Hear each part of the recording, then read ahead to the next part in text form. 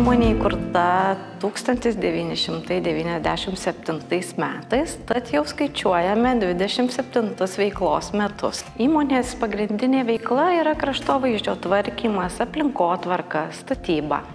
Tai šeimos verslas, atsakomybė, pagarba ir komanda. Tai yra vertybės, kuriomis mes remiamės savo kasdieninėje veikloje. Gal naujausias toksai ir didelio dėmesio sulaukęs darbas mūsų projektas įgyvendintas, tai yra Kačerginės kraštovaizdžio pažintinis takas. Šį rudenį atidarytas, tai unikalus projektas, nes reikėjo eksponuoti gamtą. Vienas toks išskirtinis projektas gal buvo Čekiškėje įrengta greituminių automobilių trasa Kordodromas. Prisidėjome prie Raudondvario dvaro aplinkos sutvarkymo, kūrėme grafo Tiškevičiaus senovinių rožių veislių rožyną, kuris iki šiol džiugina akį. Ir labai daug teko prisidėti prie švietimo įstaigų atstatymo, renovavimo, kūrimo.